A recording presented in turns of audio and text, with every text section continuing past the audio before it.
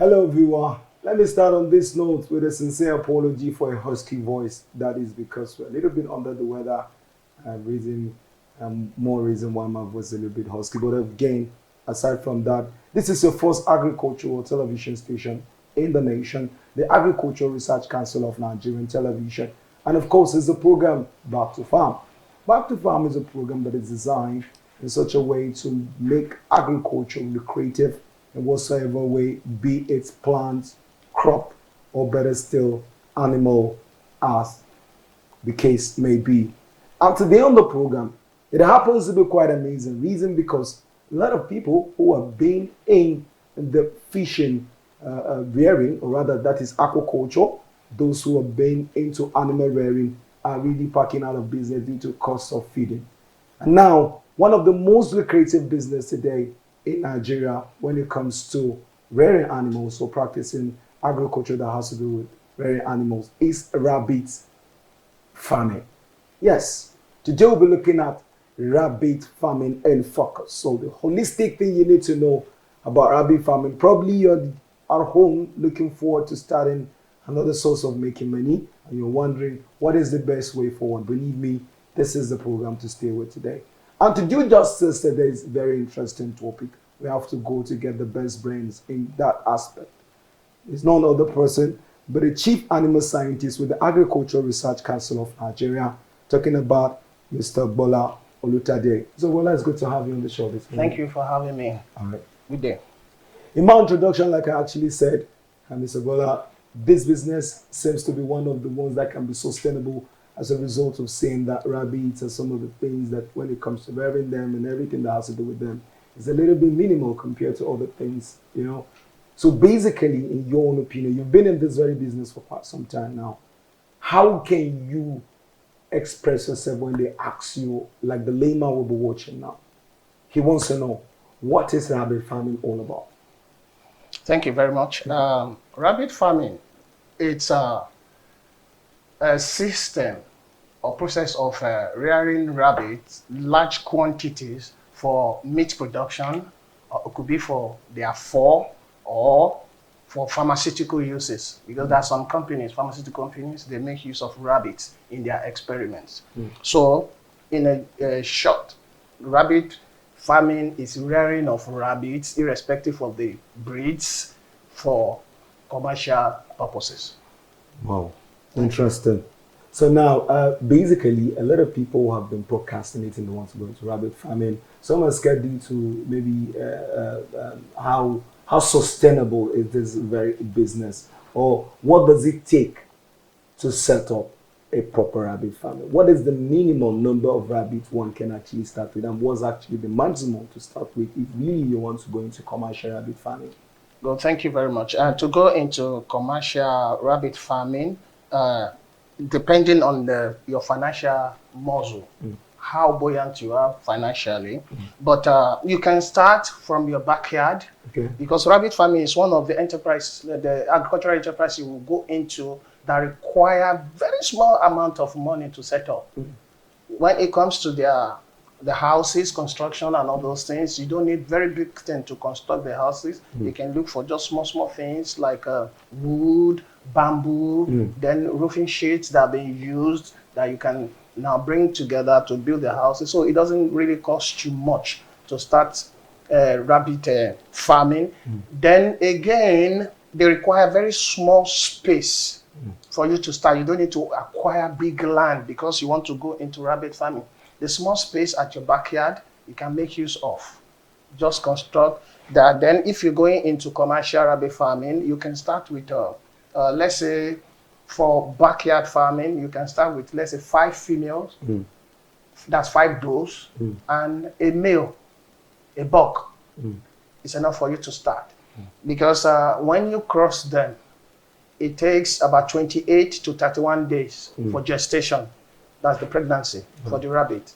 So, and at the end of that gestation, they may give birth to between 6 to 12 kittens. So now imagine you have 5, then let's say, let's take the lowest part of it, 6 each from them. So that means at the end of the month, you'll be having 30 plus the 6 you have, that's the 5 does and the 1, you have 36. You understand? So it doesn't really take much. And when it comes to their feeding, you don't really spend much on them because they feed on so many things that are available all around us. They eat a lot of these grasses. Then they have this particular wheat they eat, that's tridax. This period now that is raining season, you see there's tridax all over places. And most of these wheat you see around, they are good food for rabbits. They don't choose. They're not choosing when it comes to food. Then again, they can feed on cassava peels, yam peels, then potato vines, and all those things. So it's readily available. So, but on commercial level, because you want them to attain a certain weight for a particular period of time, so you need to give them feed, concentrated feed. So these are formulated feeds that has all the vitamins, all the proteins that they need for them to gain weight within a short period of time. So that you must give twice a day. Then the leaves, the grasses can now be like snacking for them. So, all right. like that. You talked about a little bit about breeding them, talking about 5 females And the to 1 male. Yeah. How visible is that? Is that really visible, or is it rather, is it not being overworked for the male? No. The mating ratio for them is 10 females to 1 buck. Wow. Yes, 10 females to 1 buck. But when you are rearing them like that, you don't put all of them together in a place. Mature rabbits, that's the does, are in separate hutches or the pen. Each one has its own room. You don't put 2, 3 adult does together, and you don't put them together with the male, that's the buck. So in each room you have one each of them in the hutch. So when you want to cross them, you take the female, the doe, to the buck. You take the female, that's the doe, to the buck. So the moment, you know, they are territorial. So now, when you take the female to the buck is the boss now. He owns the environment. He handles the doe immediately. But if you take the buck to the doe will be territorial. We fight back that a stranger is coming to her domain. But when you take the doe to the buck handles it. Within a short period of time, they mate. And one beautiful thing about rabbits is that they come on heat the moment you introduce them to male. They don't have specific time for heat period. That's when they are ready for mating. So they have the moment you introduce them, even when they are not on heat, but the time the bugs start to trouble them, they come on heat. And they accept the male for crossing. So now, the moment they cross, that you are sure that they have crossed, you remove the doe back into its hutch. So the male is there, not doing anything again, resting. Then another time you want to mate another one, you take it there. So it's not that the male is running after the old doe at the same time. You introduce the doe to the buck when you want to mate them. This is very, very interesting. Now, let's talk about the species. You know, there are people who really feel, okay, what is the proper species for me to get? I want to go into this. There are some species, they grow as tall as, I've seen one that grows very huge. Almost equal to maybe a child of 3 or thereabout or so. What is the proper species in Nigeria? I know we have Nigerian rabbits and all that, but then what's the proper species to get that you can be able to get those number of kittens at the end? Minimum of 6, maximum of 12, basically. So in Nigeria, we have so many breeds of rabbits that are very, very available. Like those ones you're talking about that are as big as a 3-year-old, that's you're talking about Flemish giant. That's Flemish giant. And Flemish giant is not readily available in Nigeria, personally. Yes, you can hardly get a pure Flemish giant breed. But we have the New Zealand breed, it's common, it's everywhere. We have the Australian white. Then we have the Dutch giant. Then we have the chinchilla. So all those ones are breeds that are very available in Nigeria, but they rate from, say, let's say for example now, the Australian white, the New Zealand breed, they grow up to 5 kg weight at maturity, up to 5 kg. Then we now have the medium size ones, like the English spotted. Those ones, they grow between 2.5 to 3 kg at maturity. Now, we now have this one, that is the Flemish giant you're talking about, can grow up to 7 kg. Some of them up to 10 kg. Very giant, very big. Now, the purpose for which you are establishing the farm will determine the kind of breed you have. If it is for meat, then you want to go for the giant ones. That's the New Zealand, the Australian. Then there's giant Dutch. That one is a cross between the Dutch and the New Zealand or Australian. Then the English spotted is the medium. Then there is this particular breed again in Nigeria. They call it the Hyla. Hyla, they are pure white with a red pink eye. Yes, I was. The very pink eye. Then we have some of them they have black marking by their the tips of their, what do you call, the legs and the ears. So there are some of them like that. So those ones are giant breed too. You have some of them that they grow up to 5 kgs. So if for the meat, those are the ones you go for. The Australian white, the New Zealand, the Highlands. So those are the ones you go for if it's meat. Then there are some that they are for aesthetic value. For pets. Yes, for pets. That's for what pets. I was going And there are some of them for pets. Then that one you go for Angora.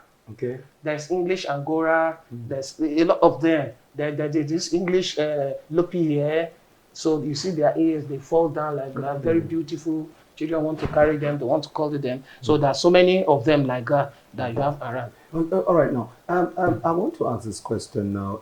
I've seen the pet fish, the ones they put in the aquarium. I've seen one that is costing for like ₦1 million. It's different from the normal fish you get in the market. Yes. So now, when it comes to the rabbits that are for pets, are the price, and their prices differ though, with the normal one for meat. Yes. So how is that? Some of them are very, very expensive too. They are very, very expensive, especially those ones that are for pets. Some of them are very, very expensive compared to the normal, the New Zealand, the Chinchilla, and all those ones. Those ones are the ones you see every time. But when you talk about those English lock and all those dwarf and all those islands, then you have the silver, grey, all those ones.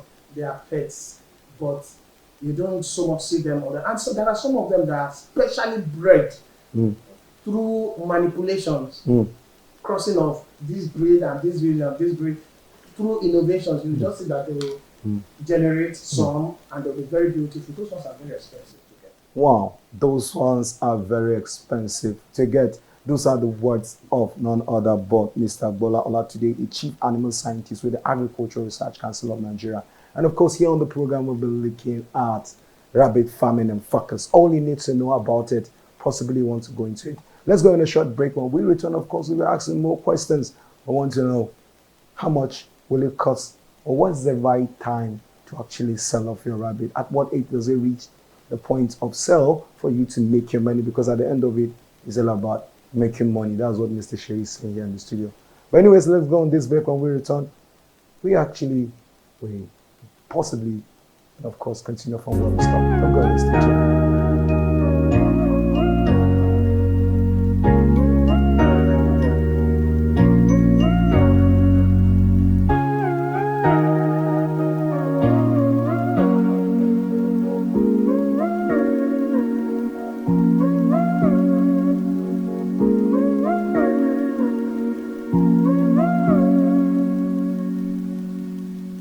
Agricultural television station in the nation, the Agricultural Research Council of Nigeria Television, and the program has been none other but Back to Farm program designed to make sure we all go back to the farm so we can be able to sustain ourselves as a nation, so that we can feed our nation as well.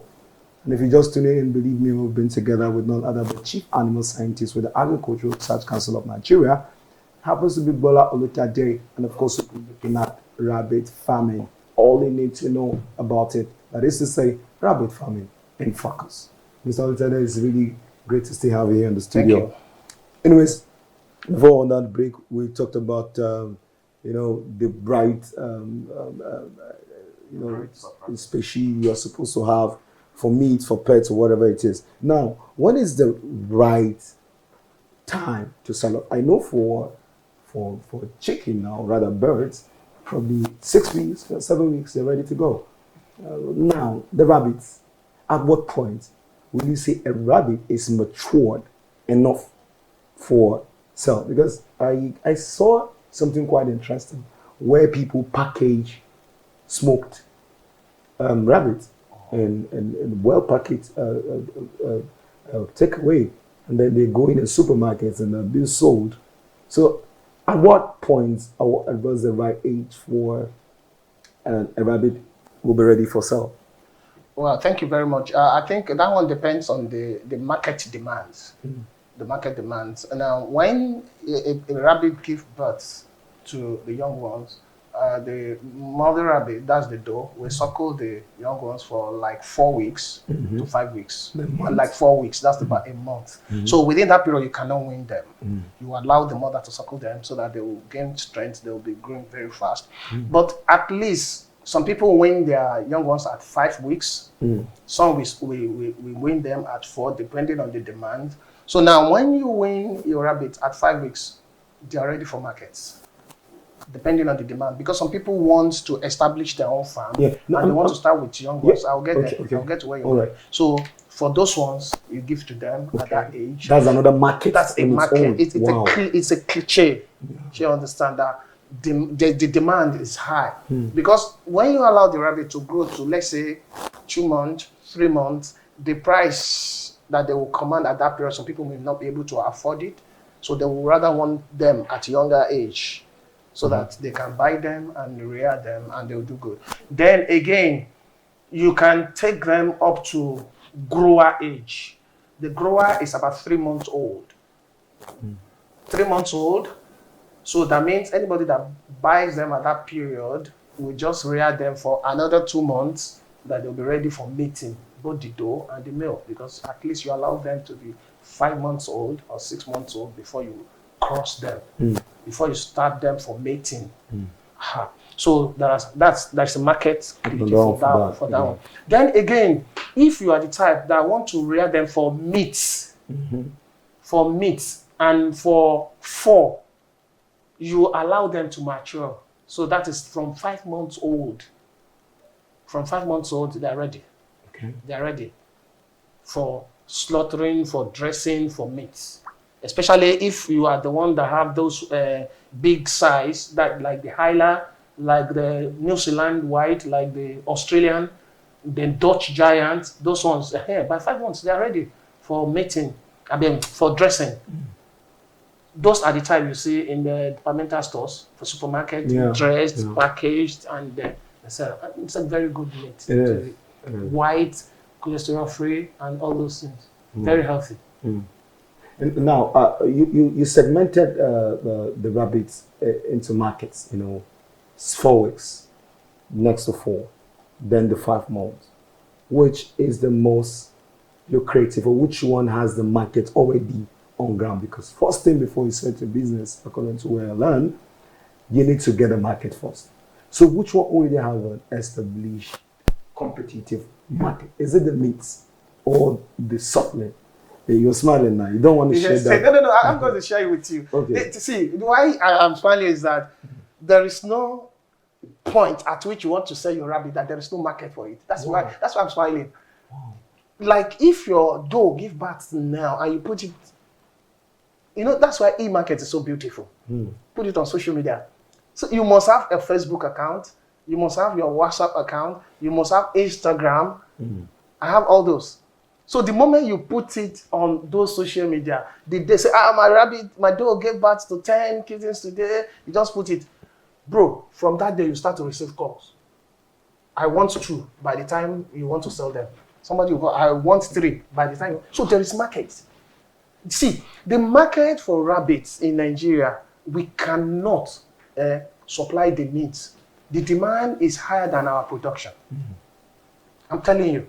The demand for rabbit meats, rabbit products, is very high. That we are still struggling to meet the demand. We are still struggling to meet the demand. So now some people will say, but I have rabbits. No, you're not marketing it. If you don't market it, people will not know you have it. Bro, I send rabbits to as far as Jos, Makodi. From here, they saw me on Facebook and they ask for my rabbit. Somebody called me. I just told you before we entered the studio. Somebody called me just like yesterday. I want rabbit. I said, I don't have, but I'll get for you. There are people. You have to make connection. You don't just sit in your comfort zone and you think market will come and meet you. You market it. In fact, there is market for every aspect of rabbits. From the winner to the grower to the mature one. There is market. Interesting. Anyways, now let's dive into one of the most important things. We want to look at problems, diseases associated with it. What is the mortality rate like? Say I have 12 kittens for now. What's the mortality rate? 12 kittens? What's the high chances? And what are the associated diseases that usually affects them at point in time? Well, for like in every livestock, you cannot guarantee 100% livability of your animals. But when you take good care of them, you can really make sure that a very good percentage of them survive. For example, in rabbits, the starting point is the motherhood. If the doe is a good mother, gives birth to its kitten, you will make sure that they are comfortable by removing its furs to cover them, to give them warmth, because they are born naked and blind. Yes, rabbits are born naked and blind. So it's the fur from the mother that warm them. They can literally without hair. They don't have hair. Have you seen rat kids? I've seen it. Yeah. They're just like that. Blind. Dog is like that too. Though dog has fur on them, but they are blind when they are born. So they are blind. So it is the mother. So the mother instinct keeps them alive first. Now, by the time they gather their own fur, that's at the 8th to 10th day. That's when they open their eye at the 10th day. So if the mother takes care of them up to that 10 days that they open eye, then their livability increases. The chances of them surviving increases. Now, another critical time for them is between that 14 days, that's 2 weeks, up to when they are 3 weeks old, or let's say 4 weeks old. That's that time they're susceptible to coccidiosis. Okay. Coccidiosis, because that is the time they'll be transiting from the milk to picking straw, grasses, and all those things. So they are susceptible to coccidiosis. But if you notice that very early, they can be taken care of by just giving some antibiotics and they will heal. Just put in their feed or you put in their water. So, and they will be okay. They'll be okay. Then there's another one, the ear canker, where you see some sores on their ear that is cutting and eating up. So that one is just to swap it, clean it with some antibiotics, and they'll be okay. And there are still some other eye infection. You see the eyes, those ones that naturally the eye is not pink, they will have some things coming up from their eyes.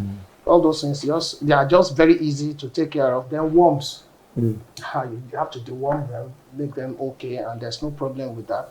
And then it's rare when you see them having serious diseases or infection. It comes not really very often. Like there was this time we had a rabbit hemorrhagic disease virus. That one is a virus. Rabbit hemorrhagic disease. That's viral. So it enters so many farms. The rabbits I had that time, I lost over 30 or 40 rabbits that time to RX. You just have to now remove everything from your everything, stop the farm, clean up the farm, disinfect, leave the farm for some period of time, say like 3 to 6 months. Wow. Before you can now go back to it. Virus disease takes time to clear. Wow. You understand? So you just leave it for a period of time before you can go back into your farm. Wow. So it's like that. Quite interesting. Now, you've actually talked about, much of this question was something I was supposed to ask you earlier on, but oversight from me.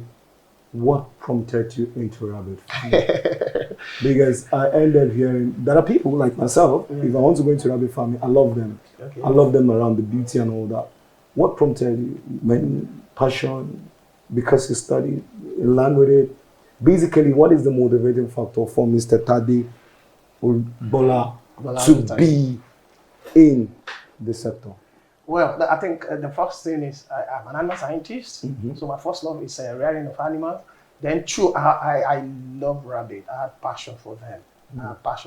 That's just one. But the main reason why I joined is for the commercial value, because anything you're doing that's not bringing money, it's not worth doing. True. So it's because of the money. I even went into their feed. I was selling their feeds, bagged feeds, all those things. So that shows the passion and the interest I have in the commercial activities of Rabbit. So it's because of the commercial value of it, then the passion. Because whatever you're doing, if you don't have passion for it, it dies very quickly in your heart. True. So that's just it. All right, now lastly, someone is watching now. We would like you to probably talk to Nigerian teaming farmers who want to venture into this very business. What are your words to them? Rabbit farming is one of the easiest and a very low cost farming enterprise you can go into. It is stress free. You don't hustle for them. The little you have is enough for them. So you spend less in taking care of them. The little you have, you take care of them, so you spend less. These are the words of none other but Bola Olutade, a chief animal scientist here on the Agricultural Research Council of Nigeria. And of course, it's been an amazing time having you. Thank you so much, Mr. Alade, for coming in such a very short notice. We deeply appreciate this. Thank you. We hope you oblige us any day, anytime, because you sound absolutely amazing in this. All right, on that note, a very big thank you to the crew members who made it possible, the likes of Mr. Olushe, Erunwusi, and anyway, they say Erunwusi means an elephant. And then the likes of Mr. Buba as well in the camera. And today happens to be Hilda Fontone's birthday. Wow. The amazing. So, happy birthday coming from myself, back to farm and everyone here. See you same time, same station. Bye for now.